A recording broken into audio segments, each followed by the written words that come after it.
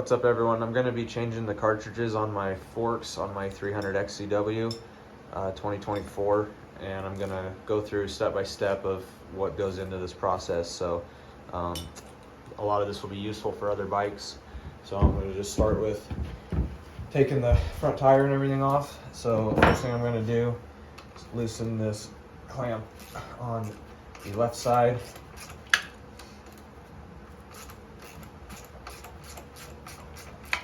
We're going to leave the other side tight so we can take this nut off of here. This is just the cap on the axle. We want to leave the other side tight so it doesn't spin the whole thing when we try to take this off. Then we're going to loosen the other side.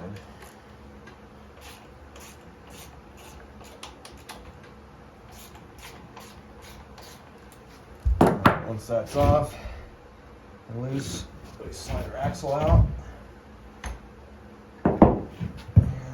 Roll our front tire out,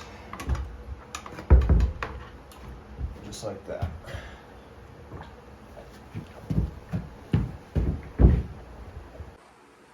All right, the next thing I got to do is take the fork guards off and get my cables and brake caliper and stuff out of the way, and take my rack off the front. I will fast forward through all of that so you don't have to watch the whole thing.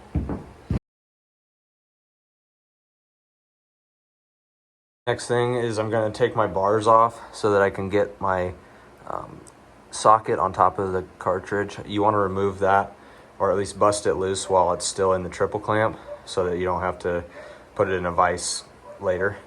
But one thing that's important is to loosen the top triple clamp while you do that, because that's putting force on that. It's going to make it be too tight and you'll end up scarring things up. So I'll walk you through that here in a second. We'll loosen our bar mount here. Okay, got our bars out of the way. We can kind of just lay these out front where they'll sit on their own.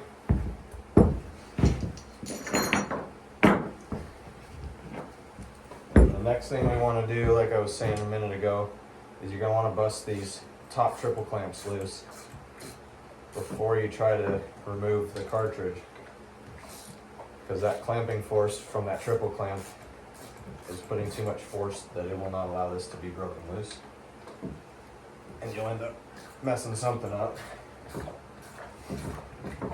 Ask me how I know.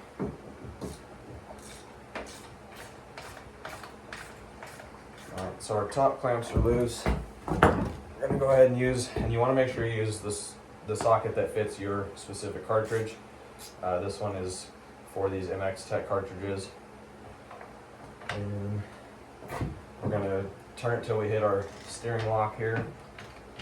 We're just going to go real easy on it till it busts loose here. Like that. Shouldn't take much. These shouldn't be overly tight. Just going to bust it loose enough where I can get the rest of it up on the bench.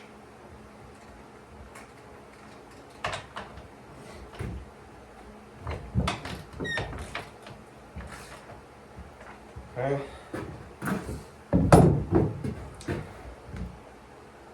The next step is to drop the next two bolts out of here on your lower triple clamp. You don't have to take them all the way out, just break them loose to where the fork will slide out. Like that.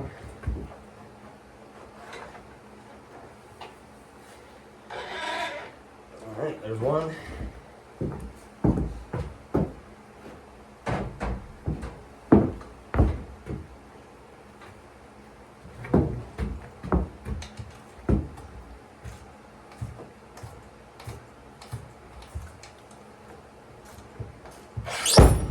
There's two. That one came out easy.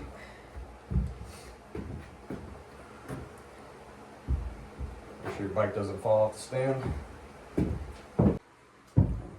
Next step is to go ahead and remove the cap completely. This is why we break it loose on the bike so it's all hand tight once we're over here.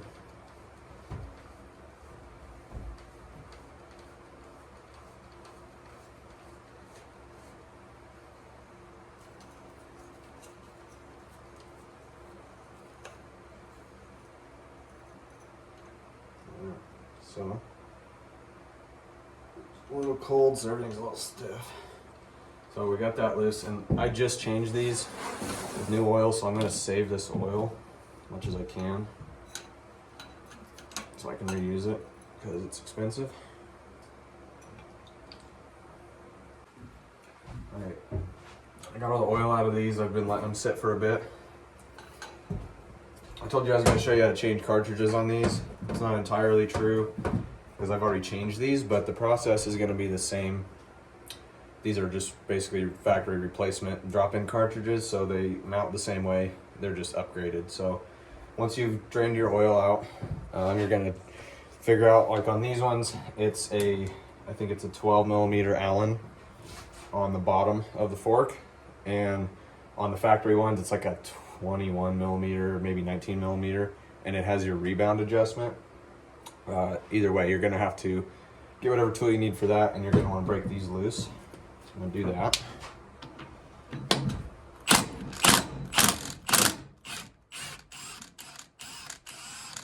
Okay, so that came loose. Now this whole cartridge will slide out of the fork.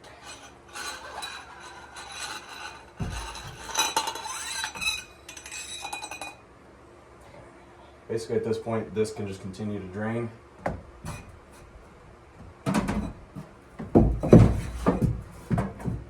That works. All right. So all I'm doing on these is changing to a lighter spring rate because I'm not very heavy. So these are the factory 0.44 springs, and I'm going to go down to a 0.42 just to lighten it up for me. So these are all pretty self-contained. So what you're going to need on this is, I believe it's the same on the factory cartridge. You're going to need to hold your spring down and get a wrench on this. And I want to say this one's a 17 millimeter. So I'll grab that real quick. I'm going to go ahead and back out my preload, or not preload, but compression and rebound settings so that when I set my preload, it basically has full adjustment after that. That's the way I understand it. I could be wrong on that, but I'm going to back them out anyway. That's what the paperwork said. I believe it's so that once you set your preload, it's not a false setting because your preload's halfway turned in already, if that makes sense. So those are both backed out. Now you're gonna put your cap socket back on. That's that. That's a 17 millimeter. And I'm just gonna break that loose. And those should not be overly tight either, because that's just aluminum. So what you're gonna do is you back this off.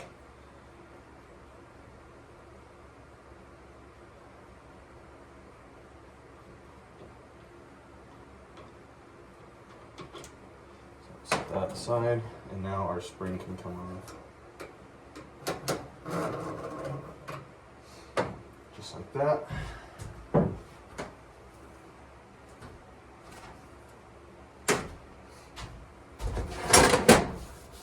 So that's a factory spring, and it is longer.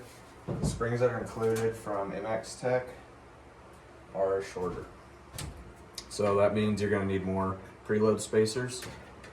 So I'm going to show you how to set the preload on these. They call for, I want to say 6 to 8, maybe 5 to 8 millimeters of preload.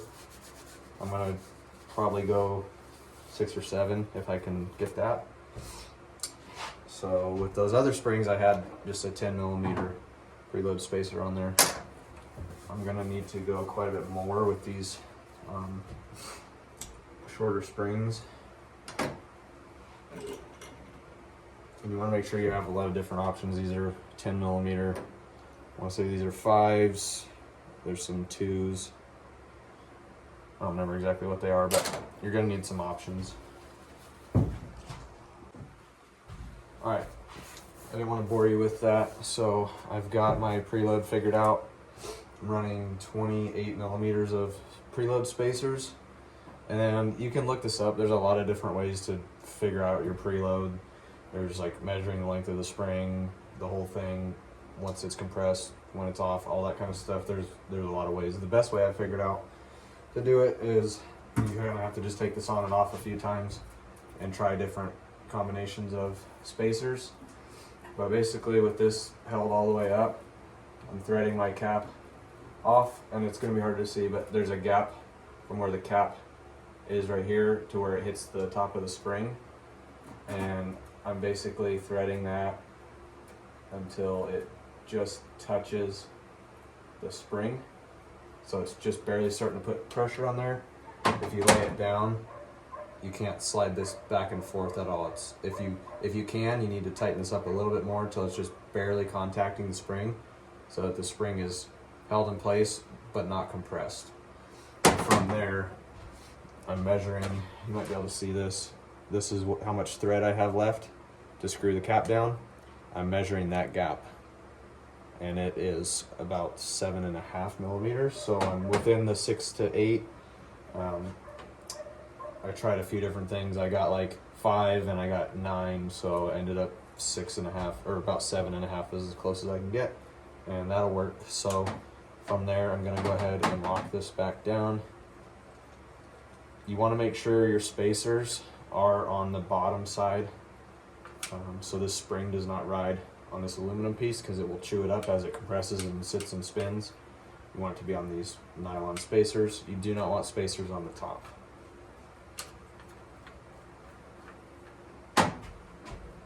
Get your wrench back on there.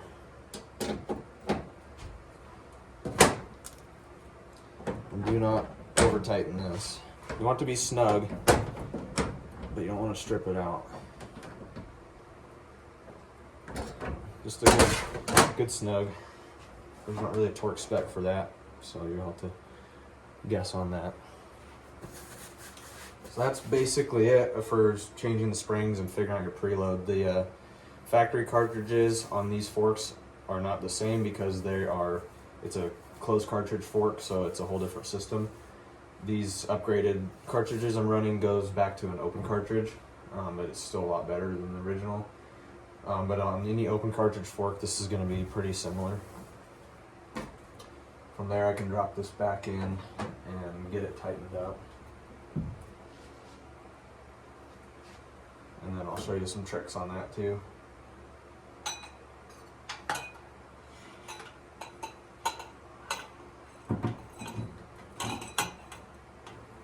I'll try to get these spacers sort of in line with each other here, so everything slides together easier.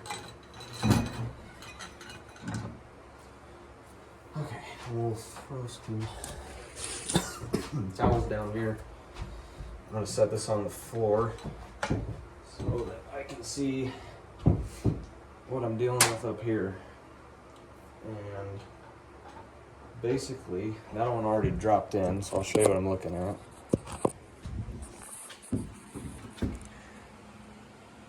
It's hard to see, but I don't know if you noticed on that cartridge, it's like a nut shape on that. You can kind of see that down in there. Let me get a light.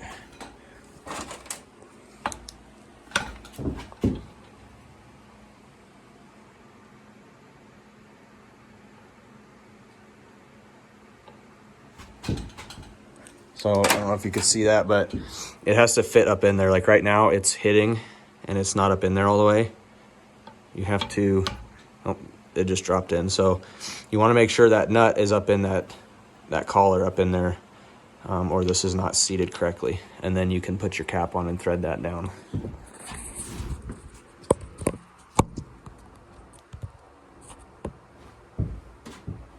This has an O-ring on it. Make sure that's on there. Make sure the O-ring's still on the cartridge.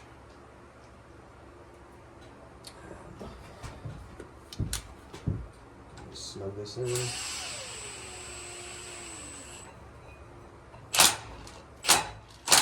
There's not exactly a torque spec on that either that I could find, but you don't want to sit and rattle it down either. Just kind of bump it a few times. That O-ring will seal. If you don't get it tight enough, you'll know. You'll be leaking all your oil out. So that's that. Now we'll go over filling it up. Alright, I told you wrong earlier. You're going to want to leave the cap and the spring off for filling it with fluid. So it's not too big of a deal to take back off. But you're going to want that out of the way. So I've been adding some fluid already, kind of working this back and forth. I'm getting close, so I'm going to add some more. Get it up to where it's looking pretty good. And just keep working this back and forth to try to get all the air out.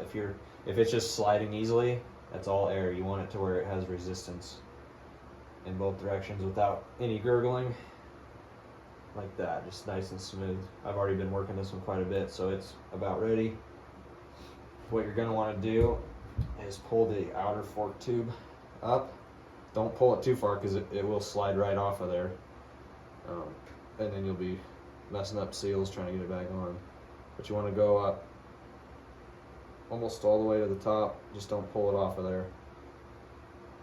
And what that's doing is pulling up all the fluid that's between the two walls there and bringing it up with your oil seal and putting it back into that inner tube there, so you don't get a false oil reading here. And I'm already a little bit too high now, so I'm going to take some of this out so I don't push it back into that cavity there.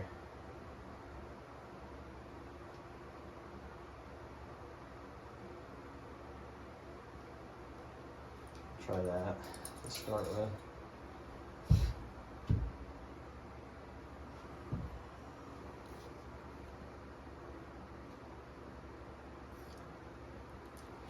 I got this set to 125 millimeters down. The manual calls for 120, but it's easier to add oil later, so I'm gonna start out a little bit less. Make sure I'm not pushing any oil back into there, which I just did, so I need to take some more out.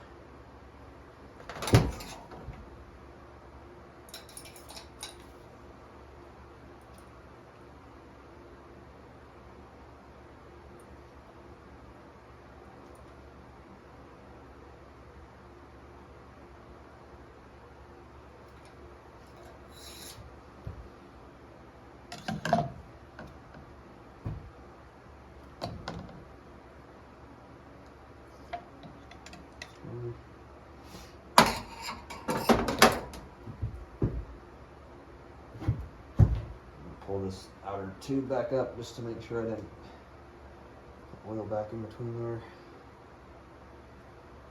And you want to be able to push this down all the way without pushing that oil up into those holes. That lets it back into that in between space.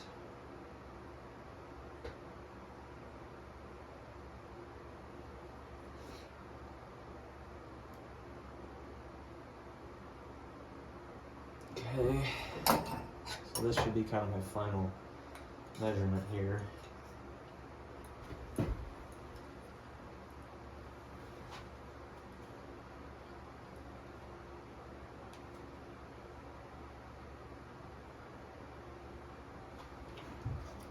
Pull this out to 120 or 125, I guess.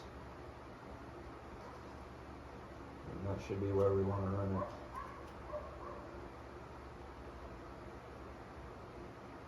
It's just going to be a game of back and forth. You might overfill it and have to take some out, and then you might take too much out and have to put some back, but you'll figure that out.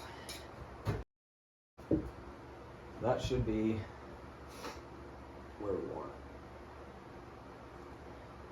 it. As we pull this all the way out, you should be able to see that oil level is just above your first set of valving and shims and everything in there. If you pull this out and it sucks that oil down below all that, there's probably a sign that you need more oil or your measurement was off. So that's looking good. I think we're going to run that. So I'm going to pull this out. It's important that our shims are still in there. The only thing you want to remove to do this part is your spring and your cap. So our shims are still in there, so we're good there. If you're not sure, double check with the light, make sure they're kind of sitting where they need to be. Once they're in there, they can't really move, so everything looks good. We'll drop our spring on. Try to hold on to this so we can get this started. Keep a finger under it or something.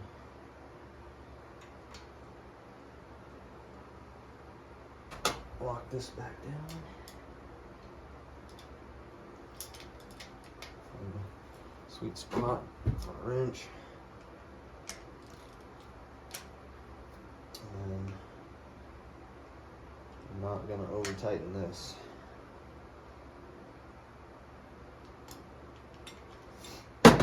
Alright, bring this guy up.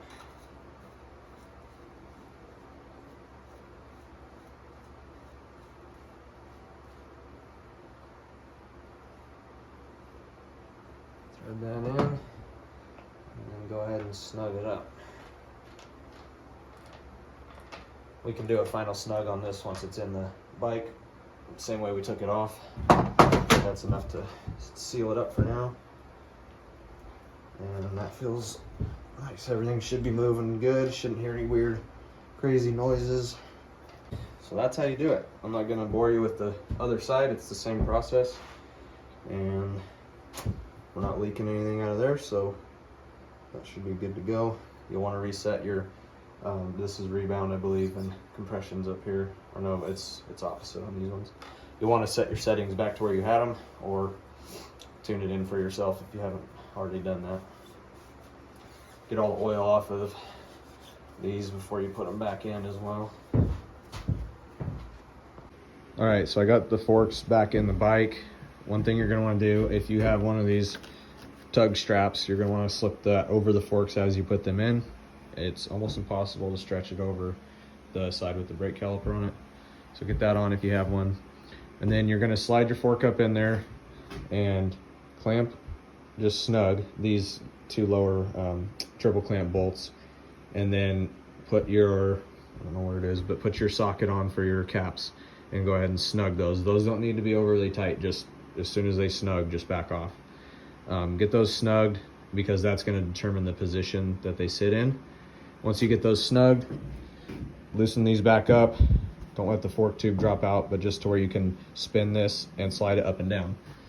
And on these, as with most forks, if you have bleeders, you're going to want those to be in the front like this, so that as your bike sits, those are at the highest point, so when you bleed your air, all the air comes out. So once you've got them snugged, get them into position straight like that, and determine which marks you want to run. I run mine on the second line out of 3. I'm not going to go into why and what all that means. You can look that up. But get those set, and you want to get them as even as possible, because if your forks are out of alignment up and down, it's going to affect the axle going through the front tire and everything else. So that's very critical. So we'll get those set, and then the next thing you're going to do is actually torque these down.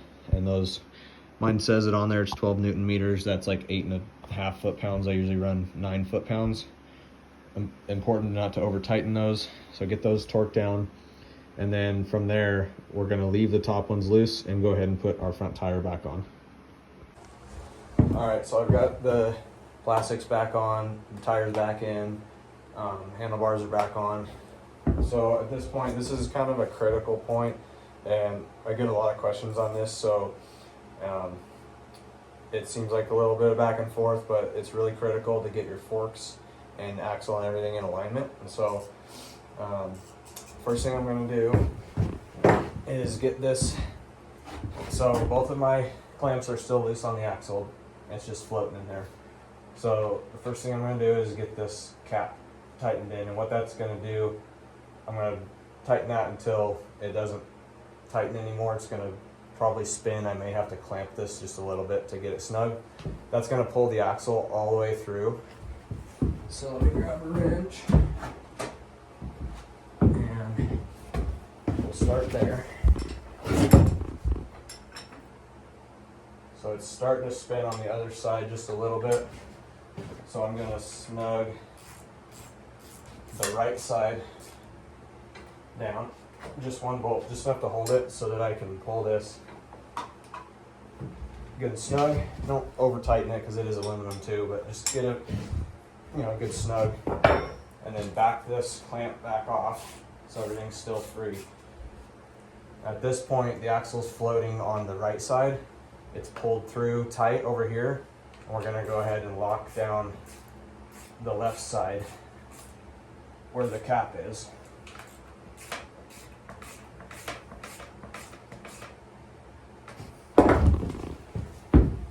This is similar to your triple clamps. You're gonna want to torque these.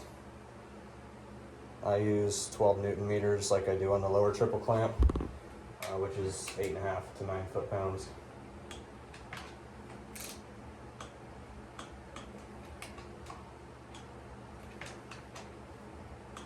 You want to bounce back and forth on those because as you tighten one, the other one will get loose. All right, so at this point, this side is tightened over and locked down. That leaves the right side of the axle free floating. So at this point, what we want to do is we're going to get our front tire aligned as closely as we can. And what we're going to do, you might need to slide the bike back on your stand just a little bit so that it's kind of sitting on the back. And it might be a little sketchy, but you need to be able to spin the front tire and have access to your front brake. So you may have to kind of hold the bike. What you're going to do is spin it and grab the front brake. Do that about 3 times. That's going to basically align the front of your axle here, and it'll kind of pull on the forks a little bit. We're going to have to do this again, but this gets us close. We're going to snug that for now. Just give that snug so it doesn't move. And we're going to take the bike off the stand.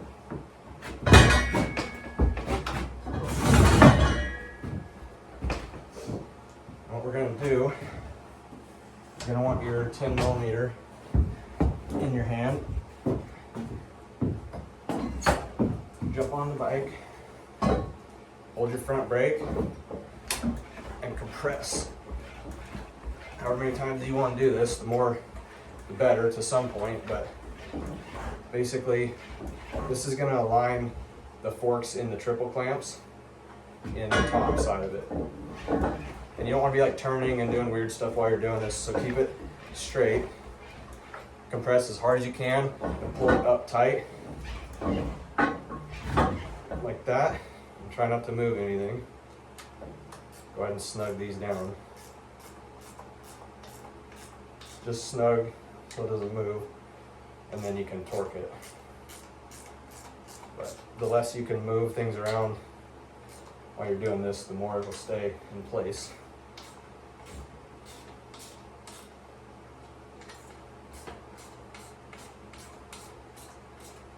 Okay, so those are snug, they're not going to move. What we're going to do is put the bike back on the stand.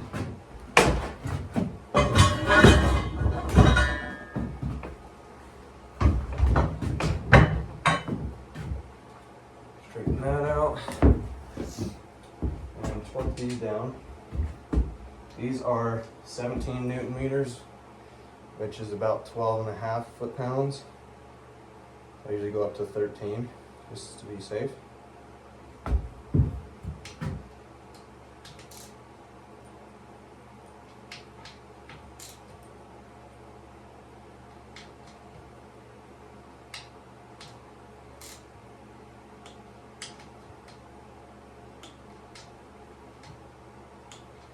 You're going to want to work these back and forth too until they quit moving. If you just torque one and it clicks, and then torque the next and it clicks, the first one's going to be loose again. So those snug, do the same on the other side.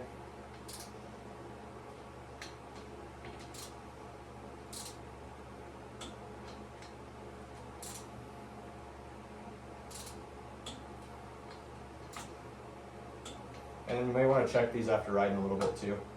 It's just kind of routine maintenance for me when I pull the bike in. Just check my triple clamps, make sure nothing's coming loose. it's not a very high torque spec. So you can even put a little bit of blue Loctite on those. I usually do on mine, just so that vibration stuff doesn't affect it. So then your triple clamps are aligned. We're going to slide this back off the stand just a little bit so we can do the front tire again. And before we do that, we're going to loosen it again. And you might notice when you do that, it just kind of popped over towards the outside, which means it had torque on it. And if your forks are being pulled in or out with pressure on them and then locked down, that's just that much more wear on your seals and bushings. So that's why it's really important to get this all aligned properly so that your forks are as free as they can be. So back those off. It kind of shifted a little bit. I'm going to tilt the bike up and spin our front tire again. And that's going to align the forks where they want to be on the axle so that nothing's in a bind. And then we're going to just give those a little snug so it doesn't move. And then we'll actually torque it. We'll go back to 10 foot-pounds for that.